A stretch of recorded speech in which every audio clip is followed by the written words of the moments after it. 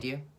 We are live. Good morning, everybody. I am here with our delightful Shabir, who you might remember when we discussed all things vitamin supplements, and we discussed mood, and we discussed skin, and we discussed body and hair, and we had so many ladies very, very, very happy by all your comments. Wonderful.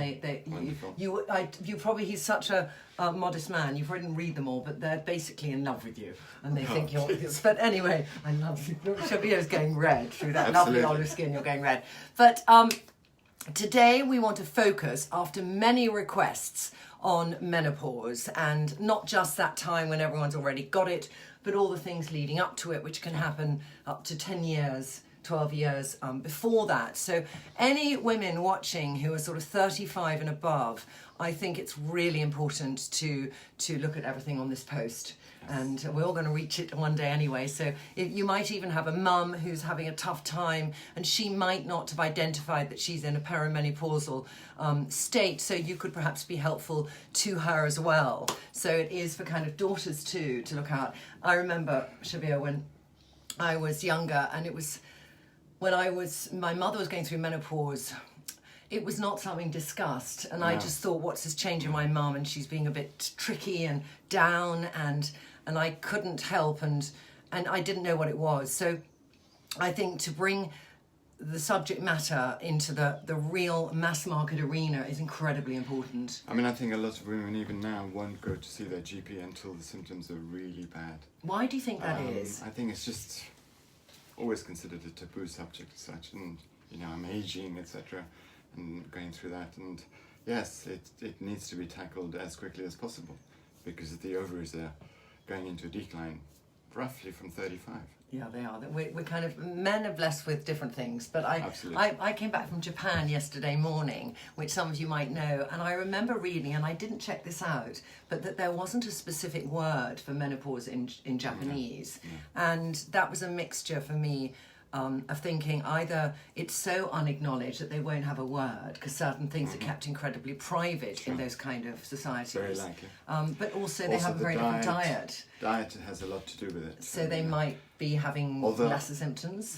Although we're always kind of thrown into thinking that soya is really good. Yes. Fermented soya is really good. But soya itself is actually a goitrogen. So it's actually blocking, it's got more side effects associated with soya itself. So soya isoflavones, which a lot of women will think about during menopause, actually affects your thyroid gland. It's goitrogenic. So it's not good for menopause. It's not that good. So they talked about fermented soya in Japan, so that's good. Yes. And what about soya bean curd? Is that fermented soya? Soya bean is fermented. Yes. So now that I noticed when I went to buy cappuccinos in Japan, they had it with soya bean, not soya milk. So that was right. That's Okay, so good morning. I'm just going to say I haven't got my glass on. I'm just going to say good morning because we like to say good morning to everyone here, and so Geraldine, Kelly, good morning, Hannah, Joanna, Ruby, Stella, Sue, Mosin, Katie, Lod, Kim, Amanda, Denise, good morning, Jacaranda, Kelly, Sanjay, Zoe, Julia, Sandra, Jacinta, Kelbo, Ismail, Zoe, Sanjay. So many of you. Good morning, everybody. And so where do you think we should start? I think we should start with knowing what hormones are. Yes, that would. The reason is, many women will say, "Oh, it's my hormones this month," or "It's just hormonal," etc. But what actually are hormones? And I think we need to ascertain what they do within the body, and then why all these other side effects occur during the menopause. So, if we started with hormones, hormones are basically chemicals circulating around the bloodstream. They always, each gland, it's part of the endocrine system, so each gland produces some hormones. There may be one, or there may be 4 or 5 associated with the gland. And they're circulating, so all they're saying to the body is, I'm in equilibrium, everything's working correctly. So the ovaries are producing estrogen and progesterone, the thyroid producing its own thyroid hormones. And when there is a disturbance to that hormone, that's when you have a cascade of systems that occur. Okay, so one that needs, they all need each other, you mean? So if one They're breaks basically down, telling each other that everything's working correctly with my gland, so to speak. I'm talking the most simplistic fashion. But here. this is really good because that's something I've been to see so many hormone specialists and nobody described it to me that way. That, you know, my gland is working in the correct amount. I've got the correct amount of estrogen, progesterone. I've got the correct amount of thyroid. No problem. As soon as you get a slight level drop, whether it's due to stress, physical, environmental, hormonal stress, as in the gland is shutting down, then you get a cascade of systems because they're all synergistically linked. They're all talking to each other. Can I ask you, because I remember when I first realised I had some issues and I went to have my hormone levels tested and they were I had literally 0 estrogen, a little bit of progesterone and a bit more testosterone. But do people's levels go down differently? They vary from day to day, week to week, month to month. And person to person? And person to person, because genetics also play a part in that. But we know that over a period of time, there's only one way they're going, and that's down. Okay. So, how can we first appreciate?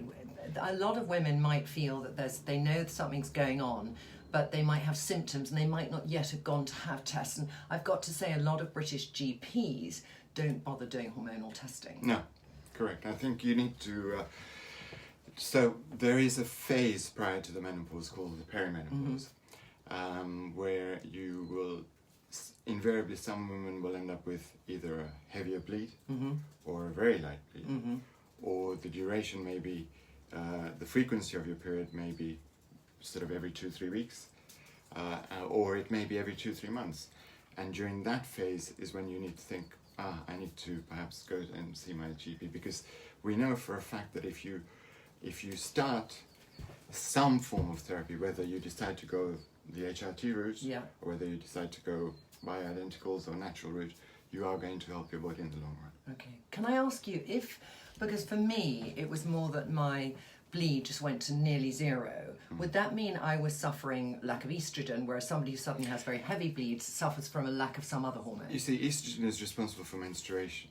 Yes. All right. So it's the balance between estrogen and progesterone that causes all the other side effects associated. So some women may have a higher level of progesterone, some women may have a lower level, and it's the relative balance that causes the frequency of the bleed. So if somebody has a very heavy bleed suddenly, it might be that they're not low on estrogen, but they're low on something else?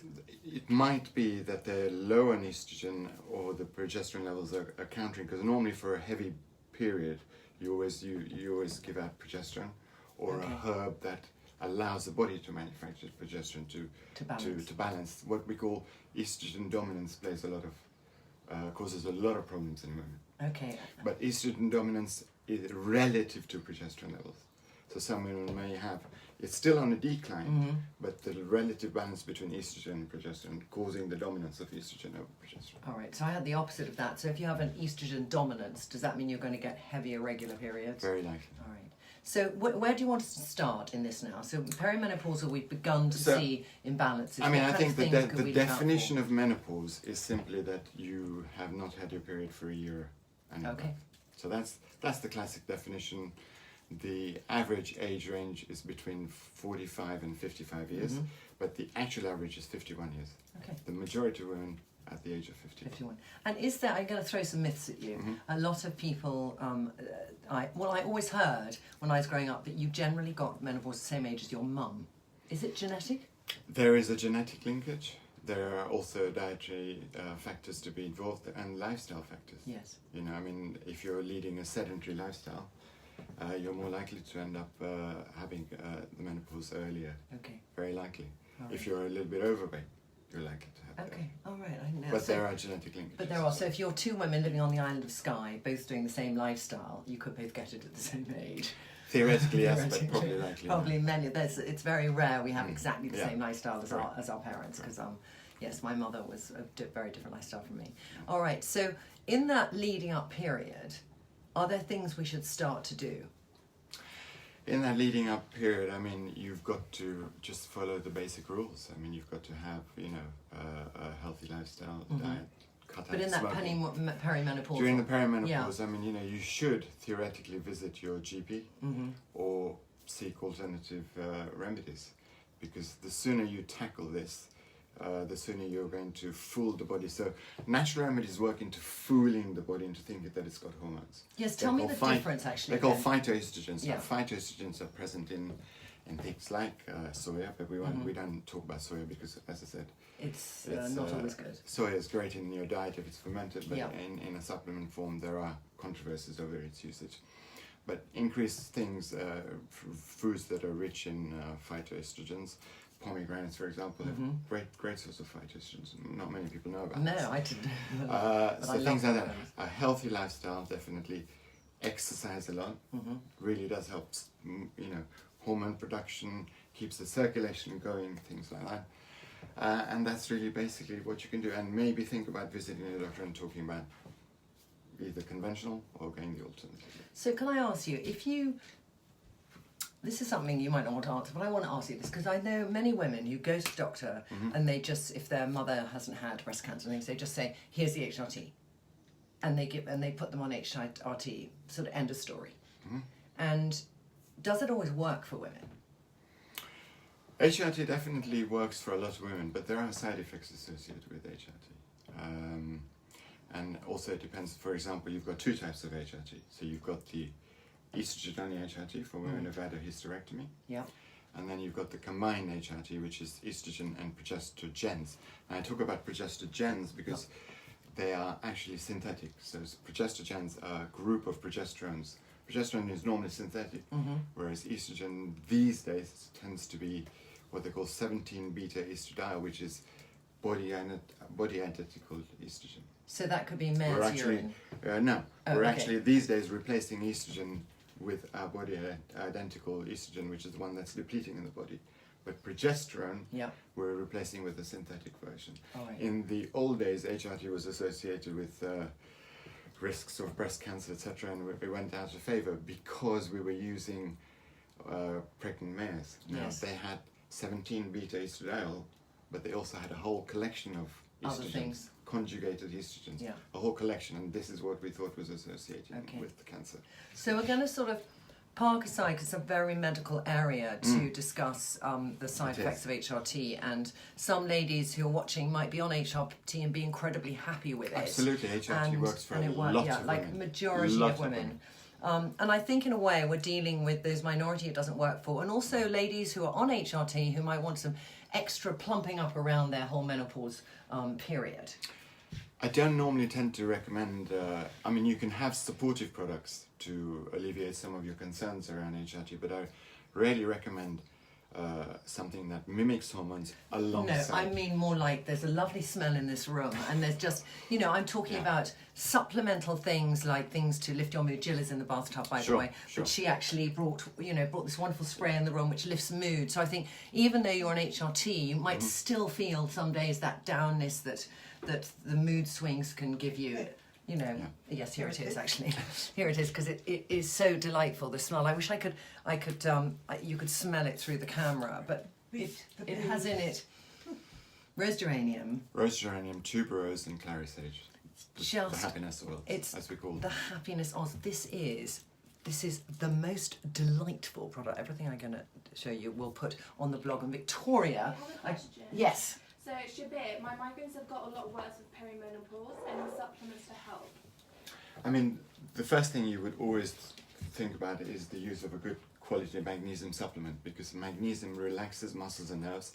It allows the circulation of blood to the brain, which then gives the brain nutrients to relax the nerves. So a lot of migraine is caused by that tension in the brain. The first course of treatment would be magnesium, and then evaluate how effective it's been for you. Okay, so releasing tension, if it's that kind of migraine. That's great. Relax the nerves, allow blood flow to the brain. Okay, and oxygen. So we're going to now say, ladies who are taking HRT, this next section isn't for you, because we're now moving on to bioidentical hormone replacement. So there's a lot of women who take HRT, as you said, and they're very, very happy with it. Great, but there's a section of women who find the side effects of HRT far outweigh what they would like to carry on with. So the common side effects are breast tenderness, a lot migraines, headaches, bloatedness, and carries on. The list is actually quite extensive. Okay. And for those women, they would prefer perhaps to go the bioidentical hormone route. Mm-hmm. Now these are, normally you have a hormone profile test done, and the clinic usually says, well, you've got X amount of estrogen, so we can now compound something for you specifically. Mm-hmm. You may have a smaller amount of DHEA. By the way, DHEA is what they call the mother of all hormones. Yeah, It regulates DHEA. everything. I'm excited for us to talk about DHEA. I'm because not at all, because you're- we're not really allowed to sell it in this country. You're not, I know, and I remember when it stopped being sold, but it is something that I want us to touch on briefly, if you don't mind, because if people want to get it elsewhere. But well, let's continue with bioidentical. So bioidenticals are compounded by your clinic after they've done your hormone profile test. There is still controversy over it. I think a couple of them are available on the NHS, etc. But I think generally speaking, you have to go to a private clinic.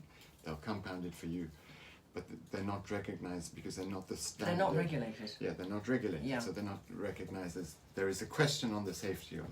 I have to say, for me, Again, it's not for me to I judge know, the safety. I know. But I'm going to there is tell a you my question mark. experience on one of them. Okay. So I went to one quite well-known clinic in London, where I did all my testing, which was really expensive. It was like £650 to do that blood work, which was a lot.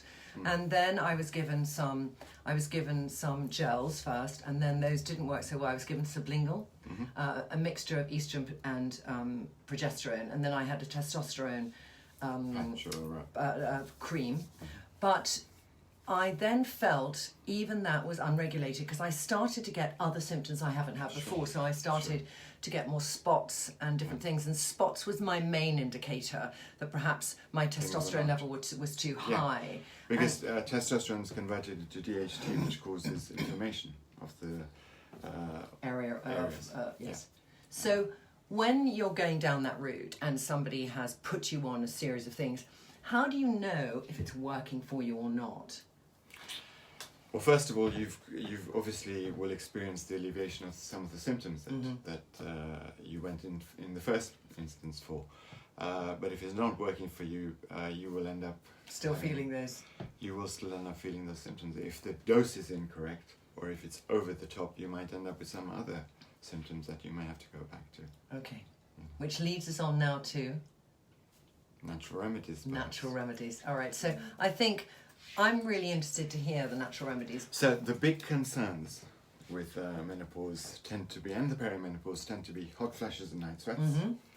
How many ladies identify with hot flushes and night sweats? I think we can, even people who are on bioidentical still have that real sudden rush. HRT is great, but it doesn't necessarily alleviate everything. Yeah. You know, some people still end up having low mood and things like that. So the first one is hot flushes and night sweats. Secondly, the second most common reported side effect is stress and anxiety. Lots of women go through this, and you know, they're thinking, do I really need an antidepressant? And depression in a way you're putting onto that. mild Stress, to anxiety, moderate. multiple. Yeah. Mild to moderate. The third one is sleep disturbances. So that's a big concern that women tend to write about. You know, they email me saying, you know, I can't sleep, blah blah blah. And is it not just half because of the night not sweats, just because of the night but sweats, yeah. just generally, I'm just not able to sleep. And not just because of anxiety. It's just it's not happening. And then the fourth big one is vaginal dryness. 1 in 4 women suffer from vaginal dryness, which is a heck of a chunk of women. So we're going to tackle those issues. Okay, great. So are you ready, ladies? Let's start. So hot flashes and night sweat. What actually occurs with hot flashes? and night Yes, sweats? because I know when I get them as well, I know if I have chocolate, I'll get them worse, or coffee, I'll get them worse. So it must be something releasing. Right. What it is the decline in estrogen seems to affect the hypothalamus. Now, the hypothalamus is the gland located in the brain, and it is your temperature regulating gland. So so it gets confused, so to speak, and it makes sure that your heart speeds up, enhances the circulation. It dilates the blood vessels because it wants to lose heat. It's thinking that your body is in overheat. Okay, so your estrogen goes down and that dials up. And that triggers the hypothalamus to start the heart to pump a little bit faster. Yeah. It dilates the blood vessels and also the sweat glands. So, you know, you can end up with a burst of heat, which may last for a few seconds, or for some women, a few minutes. And for some women, this may be repeated every few minutes as well, every 10-15 minutes. For some, every hour or so. Yep. So the idea is that you want to try and tackle this. So your main core subject is to try and use phytoestrogens. Now, phytoestrogens are herbs which are chemically similar to estrogen, but not quite. All right. They And have- different from a bioidentical estrogen. They have a thousandth of the activity we think in the body. So plants have estrogens. Plants have Okay. estrogens. Shall I say Yams, it's for plant, example, yeah. yams are used to make estrogen. Yeah, yams are used to make 17 beta estradiol estrogen. So some plants have estrogen, yams, and some So we should be herbs. eating some of these, or should we just rely on supplements that contain them? What's best? No, as I said, I mean, you need to do a little bit of homework and Mm-hmm. find out the plants that, or things that are beneficial for the menopause. Yams are definitely good, but yams are not in our diet. No. And Something yams to- are difficult to get hold of, yes. Yeah, They're in the absolutely. east more, aren't they? Yeah. Okay. So we want to use herbs which have what we call phytoestrogens. They're chemically similar compounds that mimic the hormones, but because they're non-hormonal in nature, they're not known to have the side effects of causing migraines and all these sort of other side effects. So what can we take? So for What that, are you going to give us? our top selling supplement is actually called Sage Complex. Sage Absolutely. Complex. There we go. Sage Complex. So sage, wonderful Sage, herb. the culinary, Yeah, sage yes. officinalis, the culinary herb, actually has phytoestrogens in it. All right. And as Absolutely. high as yams? As high as yams. As high as yams. As high as yams. So just by eating lots of sage, it's better to get a supplement. You would need to eat a lot of sage, Like but that would create, that And would it create might a lot taste of a bit yeah, salty. exactly. So, getting back to this, this is probably one of the most immaculate formulations I've come across. Oh my God, that's quite Wow. exciting. The That is reason- quite exciting, yeah. The reason I say that is because there are controversies on phytoestrogens. Remember, a lot of supplements contain soya to try and tackle the menopause. As I said, if the menopause is going to last 10 years, that's a lot of soya intake Yeah. in a concentrated Yeah. form. So soya has the controversy on thyroid. So do you really want to use soya? So we talked to the manufacturers and kind of looked for a supplement that didn't have soya. This one doesn't. Okay. For those who take soya, if you're happy with it, great. Yeah. But I personally prefer a supplement not to have soya in it because if I was a woman, I wouldn't want to take a chance. All right. Of And you take those disturbances. morning and evening, or do they work You better in take the these morning? 3 times a day. Okay. So Because for it's most- monitoring the flushes. For so- most women, it's 1 capsule 3 times a day. Mhm. Most women will notice the benefits of the alleviation of hot flushes and many other side effects, usually within 4 to 8 weeks. That's Right. the usual story. All But another herb that we were looking not to incorporate, and Yeah. some supplements have them, is black cohosh. Yes. So there was okay. a link with black cohosh and causing liver problems, Mm-hmm. etc., etc., etc. What is black cohosh? It's a herb. It's a root extract that is. But it known- also had It has phytoestrogens, Yeah. and it's known to help alleviate hot flushing. All right. So could you take that with the sage? We don't recommend it. So you could, but But we you don't. think it's not a good one to take? Look, it's a debatable thing. It's a contentious issue Yeah. whether the woman, because apparently the case was that the woman already had some liver problems anyway, that they associated with it. But I'm not going to comment on that. I'm just saying that we were looking for something that was not controversial at all. Yeah. Doesn't have black cohosh, doesn't have soy. Okay, great. So you've Fantastic. got sage complex now. So- That contains also a herb called dong quai. Ah, yes, I have heard now about you've heard this, of dong actually. quai. Dong Yes. quai is a Chinese herb. It's the most widely used female hormonal tonic in the world. I was given this It is Dong for- Quai by a Chinese medicine doctor when I first was looking at, it was a powder. Is it a root? It's a Yeah, root. yeah. Okay. So dong quai is used for women for fertility, etc. But it also has, it's what we call a uterine tonic. So it's cleansing the uterus, and naturally it has 1,000th of the activity of estrogen. So can I ask you, if I am on bioidentical, but I'm still getting a few hot flushes because I've been erratic in taking my sort of estrogen, progesterone, if I then took this as well, would it be counterproductive or not? I wouldn't recommend it. You wouldn't. So it's kind of like, I think you should, if you're gone the bioidentical route, tackle it that way and try and get the correct dose, etc. So you're saying do HRT. I'm only be worried happy. because there might be interactions. There might be interactions. All right, so I think we want to be really clear on this point. Yeah. So if you're doing the HRT, you're doing the HRT. If you're doing the bioidentical hormone replacement, you're doing that. And the third alternative is this alternative If we're you're discussing. going to use natural remedies, Then these are the remedies to take. We're not saying to take them in conjunction with any of the other two. I just don't recommend them. We just don't know what the interactions are Fine, going that's to be. great, and I just want to make that really clear. So somebody wants that totally natural path. All right, fantastic. Sage. Sage complex. Yes. Nikki asks, what is the main concern with taking too much soya? The concern is soya is in Hi, a Nikki. high dose is what we call goitrogenic.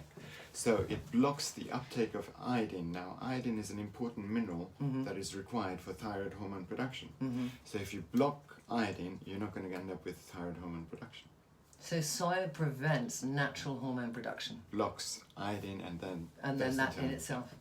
Interesting. And then what happens is that the pituitary produces what they call the thyroid stimulating hormone, and that can make the gland get big. Overactive thyroid. You can get the gland becomes bigger. Yeah. Thyroid. That gets inflamed. Okay. So where on earth did it come from? You know, so one day Jill can just mimic this conversation too with us because she's nodding or not. But you know, I remember probably 20 years ago, let's all take some soya instead of milk because milk is bad for us. How did that come about? Why was there then this kind of excitement that soya was the answer to lots of women's dreams? It offered a dairy-free alternative because remember, dairy is supposedly acidic, causes eczema, you know, or maybe linked to eczema, allergies and things like that. And soya was a great alternative, providing you with a good source of protein, no doubt about it. But I think a lot of people,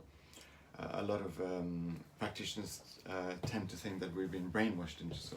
So we might be saying, if you want a milk But I can't alternative, comment no, on but that it could be because- almond or hazelnut or There there's are many other oat milks. Oat milk. I Oat milk's love wonderful. oat milk. Me too, and it makes a good froth. There's one called Oaty you can get in Waitrose, and it actually makes a frothy cappuccino. Just finally got that one right. All right, next up. So we've got the sage. So we've got that. So we're regulating the hot flushes. So Sage Complex is working to try and alleviate those hot flushes. But in the meantime, so say someone might end up with 15 hot flushes a day. Now you're out and suddenly you end up with a hot flush. Yes. Right, what you want to do, you want to use something called physical rapid cooling mist. Physical rapid cooling mist. Just do that. There. Physical rapid cooling mist. Okay. So this... Where do I put it? On literally my face? you can... Okay, on your do me, face. do me. Really? Yeah. Okay. Just want to see what happens. Come on. Okay, so there's a bit of menthol in there. I can smell. Yeah. It's There not going to is. affect my eyes when I open No, them? you can... No, nothing, actually. No, nothing. It has a small amount of alcohol. Yeah, That's because alcohol evaporates from the skin quickly, Yeah. so it cools you down. yeah. But it doesn't dry out skin, that's the important Okay. thing. 93% of users would recommend this again and again and again. Fantastic. Should we show The that? great thing Did I is show that properly? Because hot flushes is such a... Oh dear, hold on a you second. can use it Yes. over makeup, as we've just, Yeah. you know. And it got doesn't. an It issue. hasn't affected because No. I got a bit of makeup on. It hasn't affected anything. It's And a the little relief- tingle on my lip. And the relief is over an hour, Jenny. Okay. So women is are a- very happy with this product. Secret in your handbag. Does it come in a small size? It handbag size? doesn't. I wish they did. Yeah. Can you ask them? Do I you know will them? be. Because will. I think that's quite big. Yes. And I think some of us in the Unless evening... you're carrying the extra large. I know, but you know, like, let's you go out in the evening, Jill. Wouldn't it be great to have a mini? I mean, I believe minis should be in everything, being a mini brand myself. I but- mean, they but- may have produced it recently. Okay, we can find out. I will. But yeah. physical. Okay, Physical great. rapid cooling mist. All right, so hot flushes I feel have been covered. I think we've covered that. So Okay. now we go on to Mood? Mood. So what actually happens? So as I talked about hormones before, they interplay with each other. They're working in synergy with each other. So as soon as estrogen levels drop, the first glands that are affected are the adrenals. Now the adrenals are the body's stress modulating glands, should we say. They work on stress Yep. and they work on energy production, which is why when we're stressed, some of us have very little energy. That's adrenal failure, That's is it? adrenals fatigue. Fatigue, yeah. So the body produces cortisol. The adrenals produce cortisol in response to that. And cortisol is your stress hormone because what it does is it stops the uptake of serotonin by the brain. And serotonin is your mood elevating, nerve calming neuronutrient. But cortisol also is quite an aging. Cortisol is an inflammatory It's an inflammatory. So, It's an like in a inflammatory way, I've had people discuss cortisol and sugar in the same context in terms of. Well, how because it's- cortisol itself will then affect other glands. So cortisol, for example, the adrenals, because they're producing cortisol, it affects the pancreas. So it affects the pancreas in terms of it stimulates the pancreas to produce more insulin. Okay. So the insulin burns up, as you know, insulin burns sugars. Yeah. So you burn your sugars, so you have a sugar levels dropping, and then you might end up with a carb craving because you want to replace those sugars. But insulin itself is a fat depositing hormone. So when women talk about Midriff. putting weight on the menopause, because this is a big subject, as a lot of women feel my body changed shape and I lost my waist.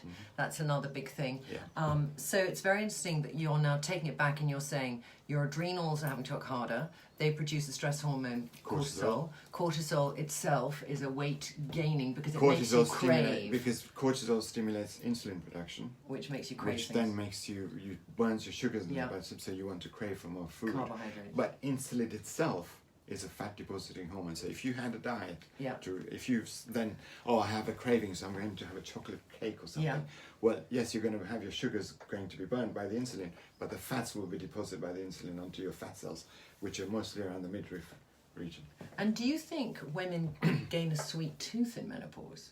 Or do you think we just gain that carb rush? I think it's literally the cortisol that then just... But yeah, because some women might say, I don't want mean, that I'm sugar, sure but they some might women- have a lot more bread, or they might have something which is a carb Remember, feeding every carbohydrate that you ingest is converted into sugar by the enzyme alpha amylase, which is produced by your stomach. So alpha amylase converts carbohydrates into sugars. Now, ultimately, that sugar can be burnt, Yeah, or it can be stored as glycogen, or eventually converted into triglycerides and fats. basically a wider midriff. Correct. All right, so what do we do to counteract going back on that chain to our lovely adrenals? So We that need to they can tackle regulate we them? need to tackle. So many women will go down the weight loss route and look for the supplement that will enhance the metabolism and all that. Yes. We don't actually go that route. You don't? We- Okay. yes, Why we- do you not go that route? Because I know many women let do. Me, let me tell you Yeah. this. We sell weight loss supplements for sure, for Yeah. those who want to use them. And yes, green tea we know has thermogenic properties, Yeah. for sure.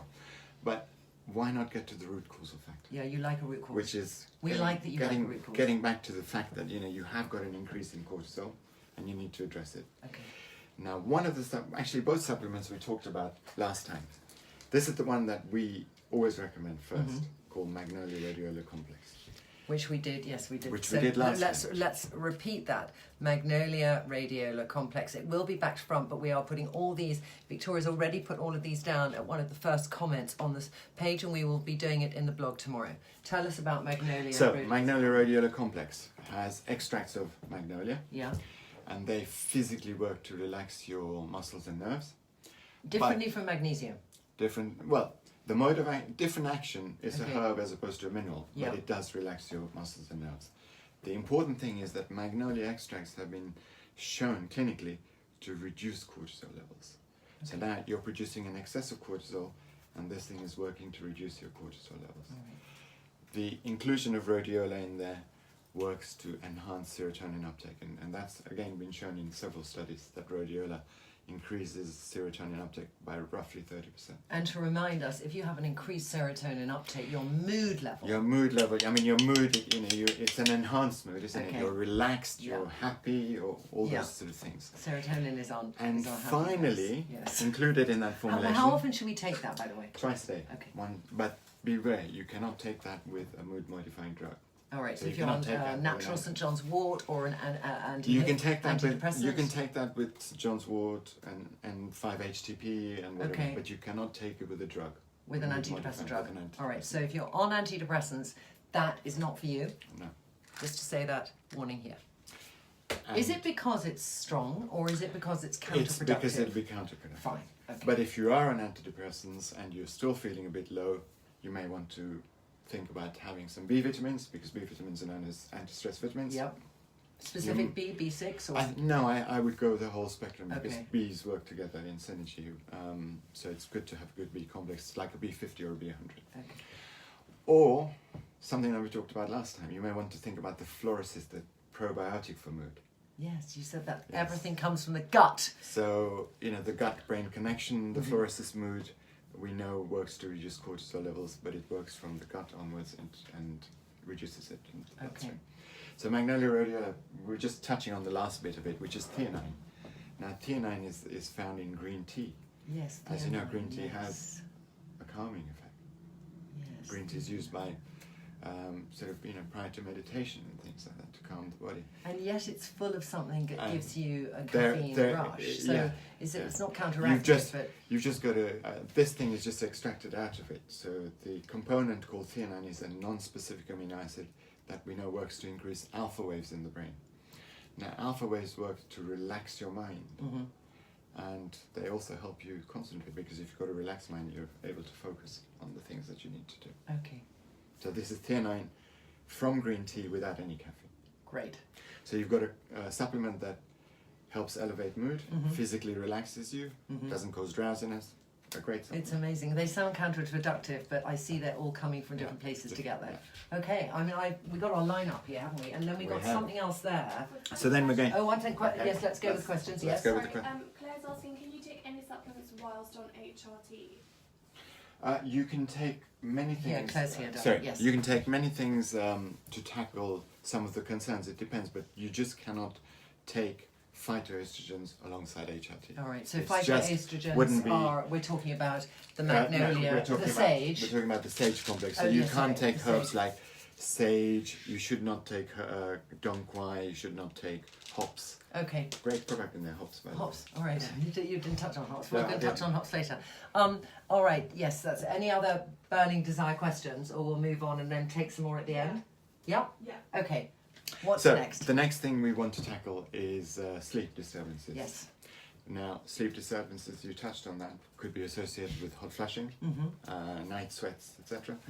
Or they may just be that, you know, we're aging, the hormones are causing a reduction, increase in cortisol.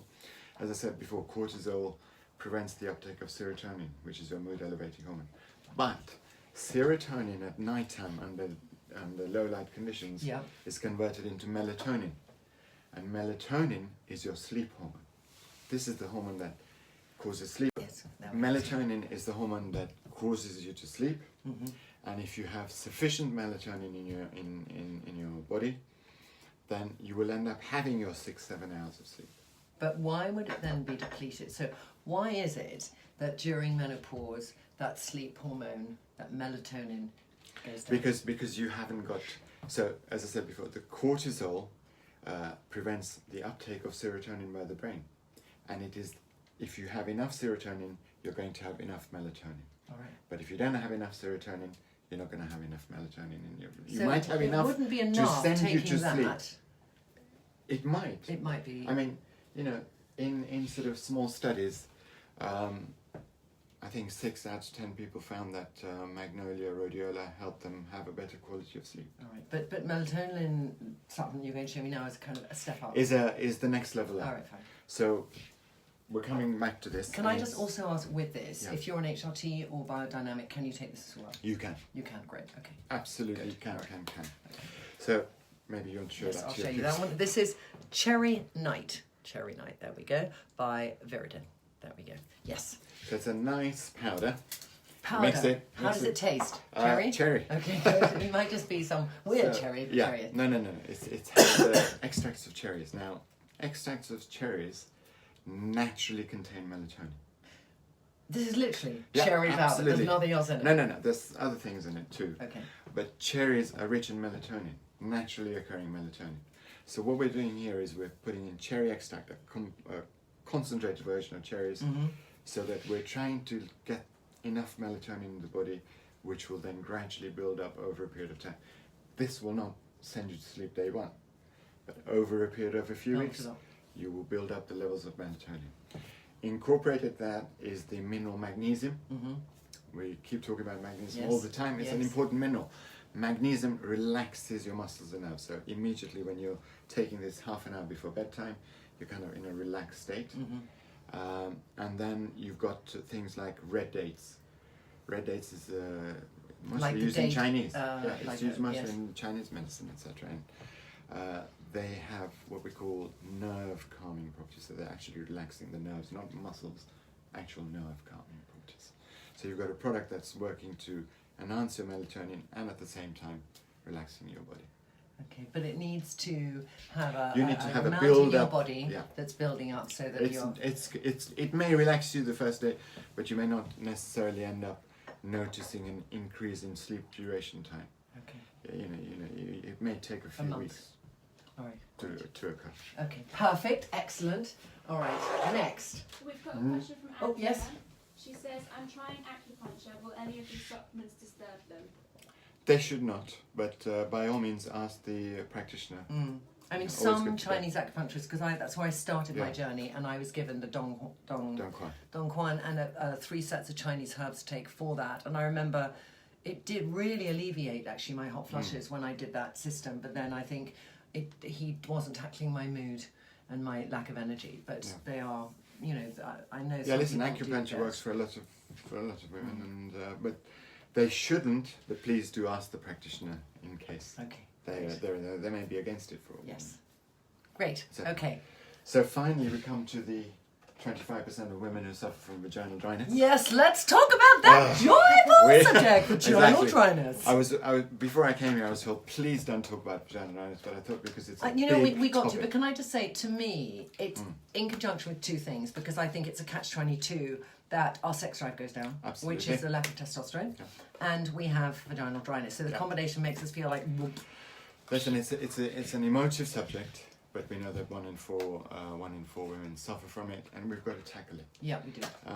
It's also a taboo subject for a lot of women to go Yes. to the GP and say, "Oh, hang on, I've got Exactly. Can I?" So what happens is the neck of the womb has a tiny little gland that releases a slightly acidic lubricant. Yeah. That acidic lubricant keeps everything moist and supple, but at the same time, that acidic lubricant prevents infection. Because you'll see that a lot of women going through the menopause and beyond may suffer from some sort of vaginal infection, Like a yeast infection? like a or- thrush, or yeah. maybe just. And that's because they haven't got the because natural the antibiotic. acidic keeps the pathogens at bay. So that the decline in that lubricant Yeah. causes the problem of obviously sexual, painful intercourse, etc. And so you need to tackle it. And what we found is that the essential fatty acid Omega-7 helps lubricate all dry conditions, Great, including dry nails. whether it's dry eyes, Yeah. vaginal dryness, Yeah. or dry mouth. Yeah. Helps lubricate. Yes, because both. dry mouth is something we haven't talked about. Associated with, Sjogren's syndrome has dry mouth, Sjogren syndrome. Sjogren's syndrome. So Sjogren. It's an autoimmune disease which can end up with, vaginal dryness, Yeah. dry mouth, dry eyes. Yeah. But no, I was going to say, with menopause, I feel you get a dry mouth syndrome a bit too. Possibly. Yeah. I mean, remember that estrogen has an impact on a digestive enzyme called lipase. Now, lipase is a fat digesting enzyme. So it breaks down those essential fats into smaller molecules, and these are the oils that are required within the body, which is why a lot of women going through menopause say, "Oh, I've lost my elasticity." Yes.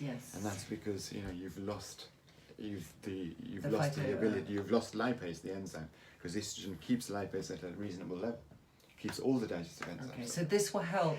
So this skin is a very and- specific essential fatty acid. We know essential fatty acids, for example. We know that we need the omega-3 essential fatty acids. Mhm. They're good for our joints, they're Yeah. good for hair, skin, across the board. They're required by 300 functions. But this is a specific fatty acid called omega-7. There are many omega-7 supplements on the market, but the reason I'm recommending this one is because you'll see it's got it's sea buckthorn oil, but it's got the SBA24. Yeah. Now the SBA24 is a very specific extract of the sea buckthorn berry that contains the pulp and it contains the oil from the seed. So the pulp has all the nutrients and the seed provides the oil. This particular extract has been the subject of 13 clinical studies. That's a big one. That's a Yeah, big one. that's a big And it has been found to help alleviate vaginal dryness, and as I said, many other dry skin conditions. Because also it has vitamin A in it, I see. How high dosage? Natural vitamin A, small amount of vitamin A. Naturally occurring. That's great. And also it doesn't say, it just says female reproduction tract as well as lots of other things, so you wouldn't feel embarrassed having it out on your counter. Absolutely. So this is it. Yes, these are the main core of what we're Okay, tackling. so I am really interested because I, at the moment, have been, I did the HRT, dumped that. I've done biodynamics on and off, but I've been very regular because I've sort of run out of everything. So I'm in a state of nothingness. So I'm going to actually, for the next month, do all of this. You're definitely going to be taking the Sage Complex. Because, Definitely. a lot of women will use alternative treatments like the Sage beyond the menopause because it's fooling the body into thinking that it's got a certain amount of estrogen. It's giving you energy. Yeah. It's calming the nerves. As I said, we didn't touch on the whole formulation of Sage. No, we didn't. So but hops. Well, yes, tell us about hops. Right. Why are you excited by hops? The reason I'm excited about, I get excited about stupid things. But I love your excitement, so tell me. The reason is because hops have two things. So hops are another source of phytoestrogens. Yeah. But hops, we know, have a very calming effect. And so when we're going through the menopause, when women are going through the menopause, calmness is important because, it affects their mood, things like that. So you've got a product that's also helping you with your mood to a degree. And you counteract it by saying, because I think sometimes we get angrier quicker in menopause. Yeah, I mean, mood disturbances. Mood disturbances, yeah. And there's also Siberian ginseng in there, but a very small amount, not enough to increase your blood pressure. Because otherwise you get more hot flushes. Because you get more hot flushes, Yeah. but a small amount to tackle the adrenals, to try and balance the adrenals so that they can produce their adrenaline for energy production. So can I ask you, if somebody is going on this, and there's somebody who is, you open up their cupboard and they have, oh my God, 30 vitamins inside. I'd be worried. Yeah, no, but what in a way should they not be taking? Do you know what I mean? What kind of things which they could have taken for years as vitamin supplements would actually be contrary to helping with things? So it's like Siberian ginseng. So let's say you have hot flushes. Yeah. Siberian ginseng you might not recommend because so you might want energy, but you might get want different things. you really need to go through case by case because we know that, for example, you could theoretically take a vitamin E supplement alongside Sage Complex because vitamin E, no one knows quite how it works, but we seem to know that vitamin E helps a certain percentage of women with alleviating hot flushes. Okay. So vitamin E might be important for women. For example, women who cannot take Sage Complex because they are because either they're on HRT or there is a downside to this is the fact that these are phytoestrogens. So if you have a history of estrogen-related diseases, yes, which would be a breast family, cancer, then you may not want to go the alternative route. In which case, and you've got hot flushing, then you may say, "Let me take vitamin E." But again, beware with vitamin E. You just can't take 1,000 units straight away. Because it might unfurl your arteries too much. Because vitamin A does unfurl arteries over a period of time. So you start off with 100 units, maybe 200 units, gradually build up. So all the vitamins and minerals that we talked about in our last post, which was about mood and hair and skin, could we layer those with these? Are any of them contrary? There may be some people might have gone out and actually bought your shopping list before, and then they're thinking, oh, now what do I do? What do I do? I mean, we touched on vitamin D, not an issue whatsoever. Okay. We touched on a multivitamin, not an issue whatsoever. I think overall, from what I remember, there should be no problem. And then also the hyaluronic complex we touched on. Those are something that you are going to probably take anyway because they're completely different from this lot. And the mood one? And the mood one we talked about, which is already here. But the fluorescence mood. Because we had the we would fluorescence perhaps mood. start off with that. Yes. And if you need further support, then you might want to add fluorescence mood. Or if you've already got fluorescence mood, stick to it. Okay. And because evaluate they might have bought it already. If they've bought it, stick with it. Evaluate how it's worked for you over the next month. Fantastic. Okay, we can take some questions now. Okay, so a few people wanted to know. Oh wait, hold on. We got two more things. Sorry, and then we'll get to your question. Or let's take two questions. Yes, let's take two questions. And then we'll come to our last two products. Okay. Yes. Okay, so somebody wanted to know which supplements they can take if they take levothyroxine. I mean, levothyroxine is a thyroid hormone. Sage Complex is not known to interact with thyroid hormones. So that you could take everything that's recommended if You somebody's could- taking you thyroid. could use, yeah. Okay, yep. Let's do. What about DHEA? Can that help with general aging? DHEA, as I Yes. said, is known as the mother, father, and everything else Yeah. of all hormones Yeah. in the body. Because DHEA is something that you used to be able to buy in England. Should we just discuss the history of it? Because it was this kind of magical Yeah. hormone, and then they decided not to be able to sell it. Like all hormones, I mean, its levels do decline with age. We know that for a fact. Where does but- it sit, that hormone? It controls, so it's controlling every single hormone Okay. within the body. But the thing is, the problem has always been that when you start putting in synthetic hormones, I'm not even sure I'm allowed to say this, but there is always a possibility that they may shut down some of the other hormone glands, and they'll be producing less and less and less. All right. And that's where the controversy. So because DHEA DHEA is is the responsible for control. all the hormones, All. they're worried that, because I do take DHEA liposomes from Julia Hunter in America, from her site. As long as they, do you go for a blood test and things like that? I have a blood test yeah. with my hormone specialist, yeah. That's fine. So she checks my need- DHEA You know, levels. you can't. This is the thing Yeah, you was can't people used to walk into a self-prescribe. health food store and buy DHEA, Okay. and that's just. So not the if way you to have go. very low level of if you DHEA, are going to consider taking DHEA, you need to go to a clinic and let them monitor your blood tests every time you take and it, check it. and find the correct supplement or dose for you. Okay, great. All right, yes? Jill Yeah, in this says, one. my metabolism has gone haywire since menopause. What can I do? Well, your metabolism is likely to have gone because, as I said, Likely to have all gone. hormones The good news here. interplay with each other. So what happens with the thyroid? The thyroid synthesis becomes less. The cortisol ensures that thyroid hormone is blocked, and so the metabolism definitely does go down, and you need to try and tackle it naturally. You need to think about what we talked about before. Maybe green tea might be the way ahead to try and just So you increase want to calorie burning. So you want to just kickstart a bit that low, Yeah. low. Perhaps that's the thyroid way. level. Maybe there's an iodine deficiency in the body, Why would Maybe. iodine have a relationship with because that? iodine is required to manufacture thyroid hormones. All right. I mean, the thyroid hormone does age with us, and a lot of people will take supplements such as, thyroid supporting supplements, which contain iodine and tyrosine, two of the most crucial things required for thyroid hormone synthesis. All And right. So maybe our they should diet- go and ask their and- GP. And our See if they- diet of iodine is now a lot less. We consume less iodine now than we did 30 years ago. So Where do you find iodine naturally? iodized salt, and Oh. we tend to remove iodine from our salt these days. So Himalayan salt has iodine in it? It has some. A little yeah, bit. Yeah. Okay, great. Yes, next. Can you take these long term? You would. I mean, When would you stop taking them? well, the menopause is roughly between 45 and 55, anytime between that. So by the time you're 55, you may wish to stop it. You may wish to stop all these supplements. Okay, associated with I'm 54. No bloody wish to stop anything because Okay. I feel I want to be, why should I not feel 30 every day in terms of energy and Absolutely. dynamism? So, Absolutely. so I think that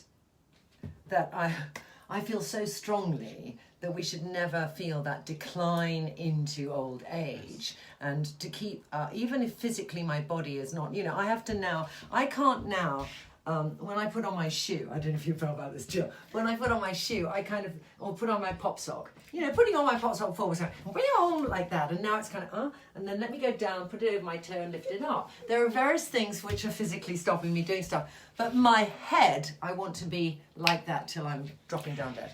A lot of women will continue taking phytoestrogens Yes. way beyond the menopause. And there's Because no harm. they love the energy Yeah. that it gives them. They just love that it's giving them the drive Yes.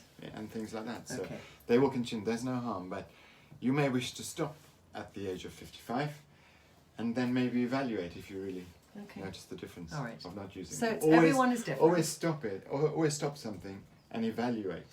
don't just carry on and on. Yeah, you're right. But sometimes I feel if I feel the stage I'm at is feeling good, I'll continue with the regime I have. It's only when I feel something's gone out of kilter that I think, actually, let me just see what's wrong. Yeah. So let's go on to your last two. So the last two were actually associated with the vaginal dryness. Yep. And they're simply personal lubricants. Okay. Which we tend to, our customers love them, and we think they're really good. Okay. So you've got Yes OB, which is oil-based. Yep. An oil-based lubricant. Yep. Organic oils, so quite safe to be used. No petrochemicals or anything like that. Yeah, and don't taste weird. No. I'm just asking all the questions that need to be asked. The top one Yep. is the water-based one, which Okay. is suitable for use with alongside condoms. Okay, fine. So the oil doesn't work for condoms. All right. So this just gives you that sense of a much more enjoyable sexual life, basically. Correct. Very nicely packaged. You have no idea what they were. They can just sit comfortably on the front of your counter. Excellent. I love the fact we cover every single topic. Okay, let's have the last 3 or 4 questions. Barbara asks, can you take the Sage Complex and Magnolia together? You can definitely take Sage Complex and Magnolia Rhodiola, because Sage may eventually work to even tackle your mood. Yeah. But in the interim period, as I said, it takes 4 to 8 weeks. Anywhere between 4 to 8. In the interim period, you can definitely take Magnolia Rhodiola. Great. Yeah. Sarah asks, do you rate homeopathy? As long as it's prescribed by a homeopath, yes. Do you think that they tackle it in a A different lot way? of people will just go into a health food store and just buy a remedy that they've read about. No, homeopathy is based on one's own. Yes, you need to see a homeopath to really get Correct. somebody to analyse it. Correct. Yes. They're asking about thinning hair. Yes. For thinning hair. We could quickly just recap. Right. I mean, we had, just to let you know, for hair and menopausal hair and hair loss, we did cover this before, but let's do a quick fire here, because it's never losing its interest, this subject. So the thing is, the decline in female hormones, as I said, causes an increase in cortisol. Cortisol is an inflammatory hormone, so it inflames everything in the body. With specific reference to the decline in female hormones, so you've got estrogen and progesterone levels which are lower, and you've got testosterone which remains roughly at this level, at a reasonable level for the majority. Now, because the body then looks at it and thinks, oh, I've got more testosterone, because relatively it hasn't got more testosterone, but now it's compared to the estrogen, it feels like it's got more. It then starts to convert testosterone into what they call dihydrotestosterone, DHT. And DHT is known to cause inflammation of the scalp follicles. And inflammation of the scalp follicles leads to thinning hair and eventually shedding. Not for everyone, for a percentage of women. Okay. And are night sweats, do they affect hair loss?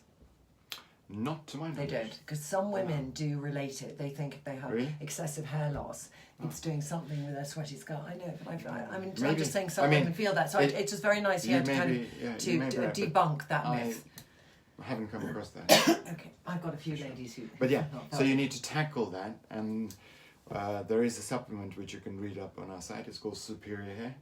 There's editorials about menopausal hair loss on our website, which talk about this particular product. Okay, and not counterintuitive to take it with these. No, I mean, you may find that, Sage Complex may then, because it's trying to normalize everything, may bring everything into balance, but that could be a while. And if you're suffering from hair loss, you want to tackle it now. And no woman wants to wait for hair loss. Yeah, no one wants to wait for hair loss. No. Hey, it's in 4 years, let me wait happily. Okay, next.